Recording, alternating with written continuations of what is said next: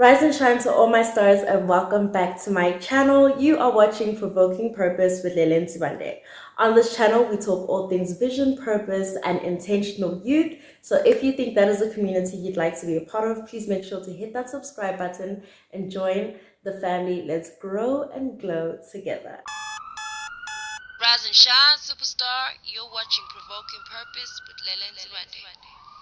Alright, so in today's episode, I want us to get really intimate and just like really deep. My vision for this episode is just to have you like playing this while you're journaling and just like having that moment to yourself and just reflecting if you need to, crying if you need to, flashing back if you need to, just really thinking in depth about where you are, just reflecting on kind of how you've journeyed through maybe the past 6 months or even the past year.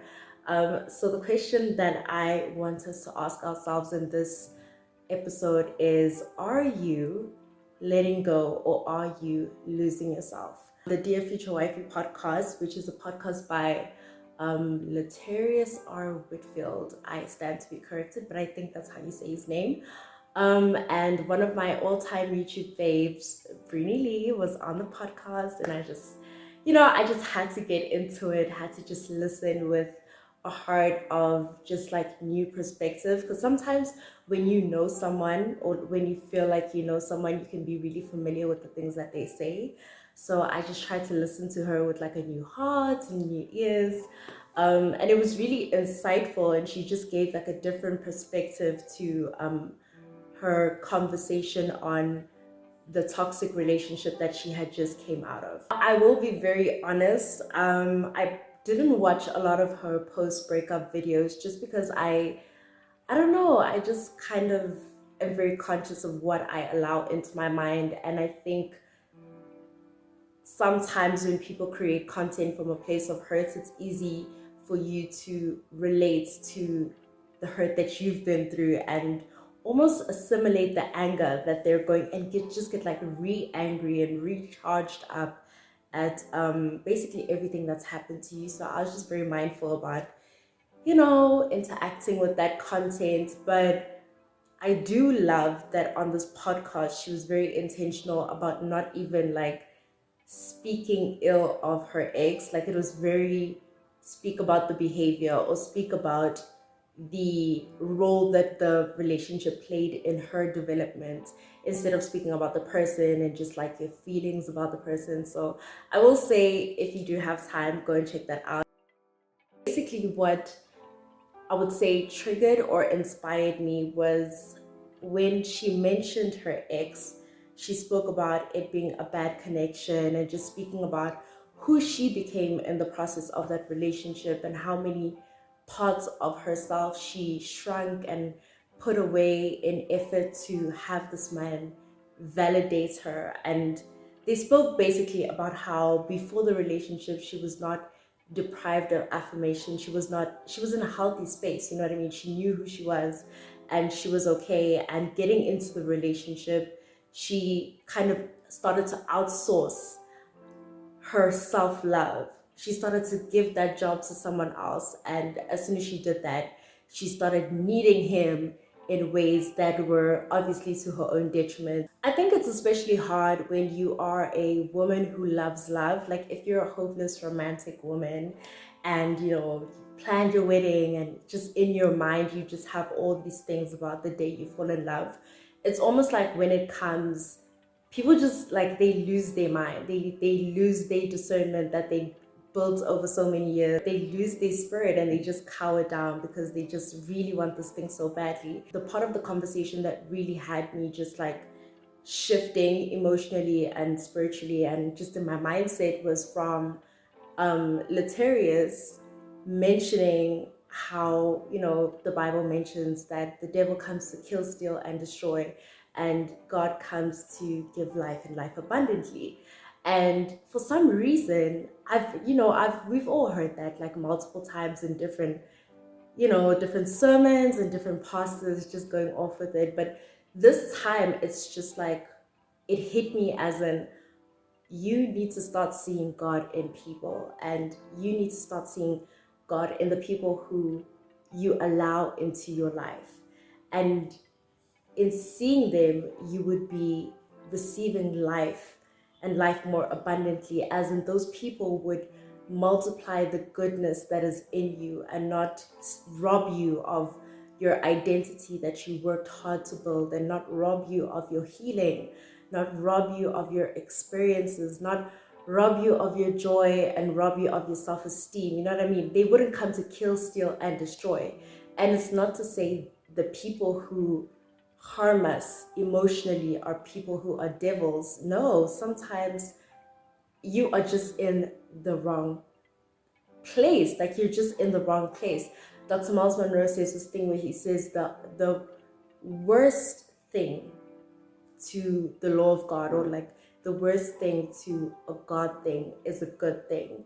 Like, when we settle for good enough, that's what's opposite to the will of God, not necessarily that we settle for a wrong thing, because we know when something is wrong. We can feel when something is wrong, but sometimes we can convince ourselves that something is good enough and still worth our energy and our time.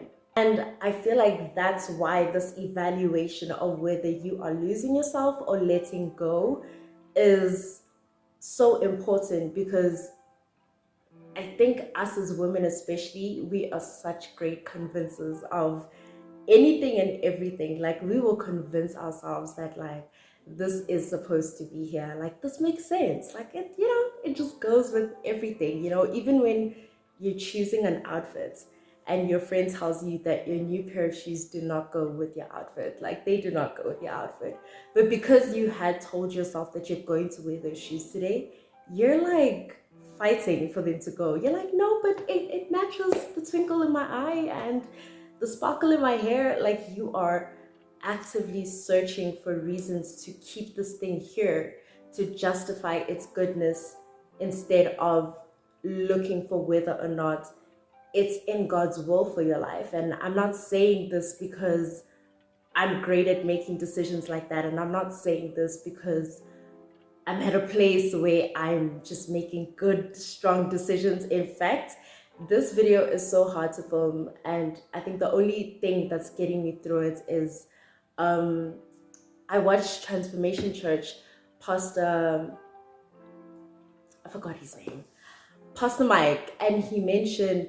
that, like, he was preaching in a different sermon, and he was just saying that that sermon was going to be hard for him to preach, but what is going to get him through it is that one of his mentors, or someone he knew in the past, told him that if you're going to talk from your insufficiency, you will never run out of things to talk about. And I think that's really just like, I'm hanging on to that because I do want to be here for a long time, not just a good time.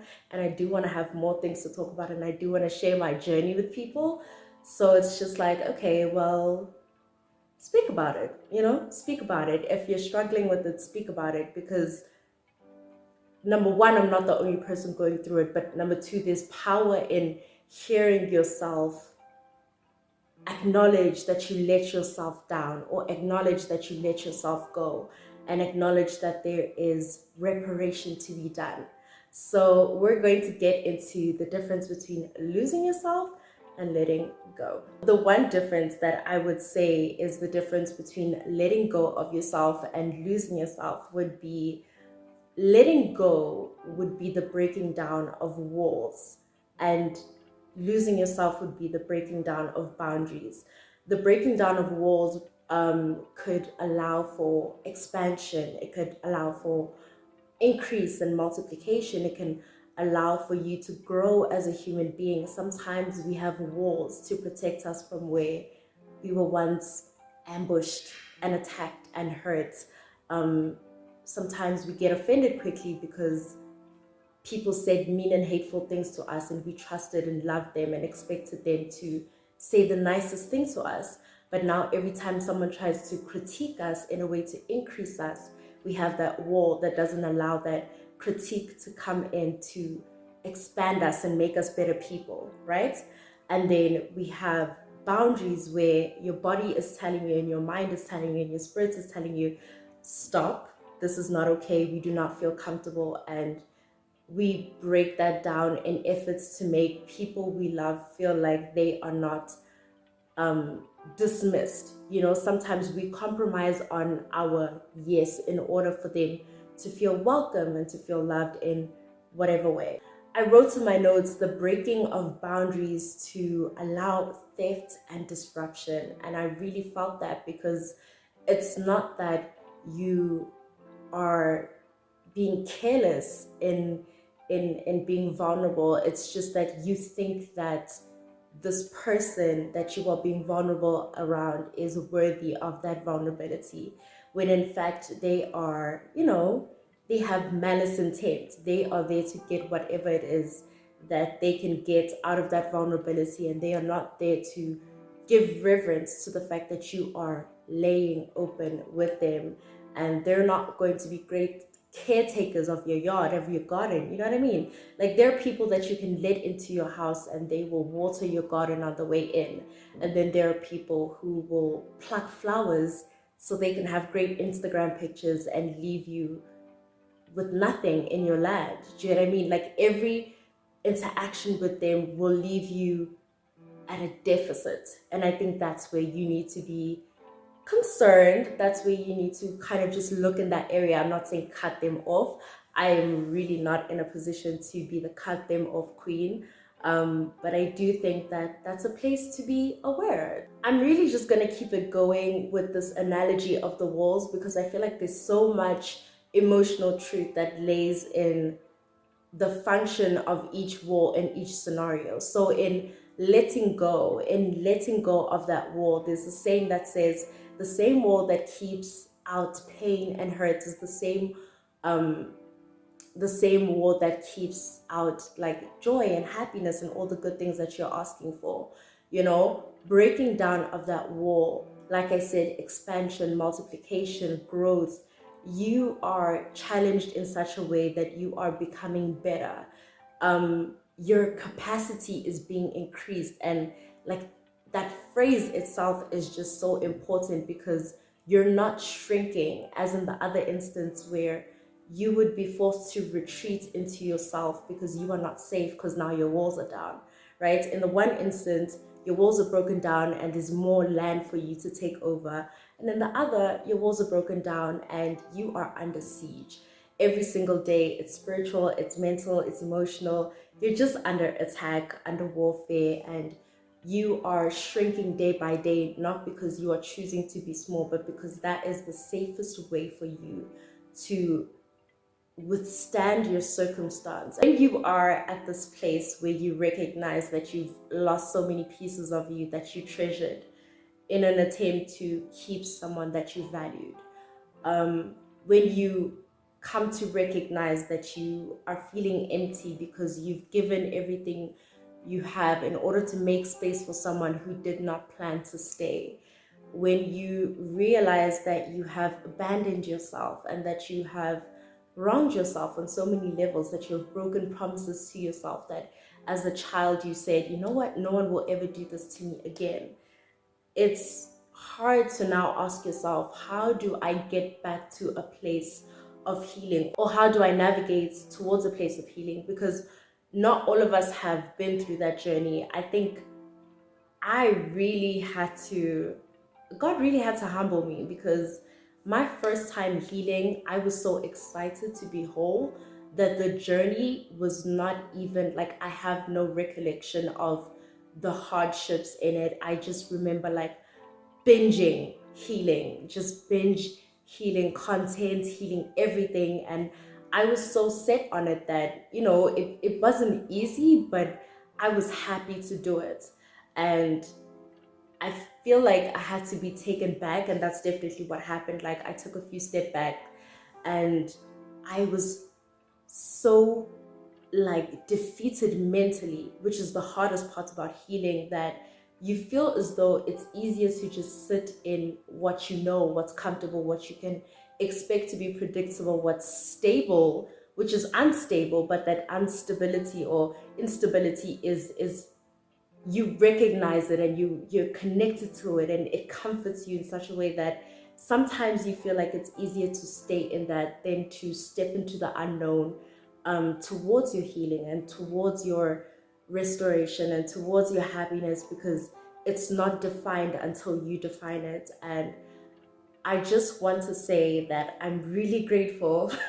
I'm really grateful, as hard as it was, to get back to this place where I am even hungry for things I was hungry for a year ago. Um, I'm grateful that I had to go back and had to re-account for the journey, because I can sit here and I can tell you that if you were once at a good place and you feel like you lost your way, the only difference between you there and you right now is a few steps that you made every single day, just a little centimeter to the left, to the left, to the left, which allowed you to deviate, and you can deviate back into that place of healing. You can deviate back into that place of wholeness. And I feel so emotional about that, because I spoke it for so long over myself, but I didn't see it until you kind of just look back over a few months and you're like, damn, like a lot can happen in a month or two. A lot can happen in 6 months. You can grow closer to God in ways that you did not even know you needed Him to be close to you. You can feel comforted in places that you did not even know you needed comforting, just by being open to the process, being open to the journey of realigning yourself, realigning yourself. When I started this year, I was like, this is the year of alignment for me. This is the year of me aligning myself with everything that is in my journey and my purpose. I even you know what? I need to hold myself accountable. I need to go and get that ring. I promised myself I would get myself a promise ring, just to remind myself that I am committed to my own personal excellence, and I should be committed to that first before I am committed to that, like committed to anything else in my life and anyone else in my life. And I definitely did let go of that out of the excitement of so many things happening. And I'm not ashamed to say that I lost my way. I neglected myself. I put myself on ice. I put my aspirations on ice. I put my dreams on ice. And I sound like a 50-year-old woman who's had a couple of kids and has lost their life to their partner. But these things, they don't just happen once when you're 50. It's a habit that we teach ourselves as women, or even just as people, that sacrificing ourselves for the people in our lives that we love is okay, and us being unhappy is worth them being happy, and us being at a deficit is worth them feeling full, which is not true at all. So I really hope this video just kind of gave you a hug and just let you know that it's okay to be aware of where you are and not feel like you have the strength to move forward. And I'm praying that that strength comes to you and that light comes to you eventually. Geez, this video honestly is really emotional. It's a really emotional, and I'm not gonna cry because I like my makeup. But I really just love that I did this so much. I was so anxious about it because I know it can be misconstrued. And if you're in my life and you're watching this, I'm sorry, I love you. It's not your fault. Like, it's not your fault. Sometimes we do this to ourselves because we think that's what the people we love need from us. And it's not that they are devils taking advantage of us and robbing us of our light and our love for the world. But yeah, I really hope this video helps you kind of just evaluate where you are. If you are in the place of expansion, I am really happy for you and I'm really proud of you. Continue to break down those walls, continue to yearn and trust in the voice in your head that lets you know that you are moving in the right direction. Trust your intuition, trust your gut, and understand that life starts outside of your comfort zone. So if you enjoyed this video, please make sure that you like, comment, and subscribe, and share this video with at least 2 friends, guys. Let's grow this channel. And yeah, I'll see you guys in my next one.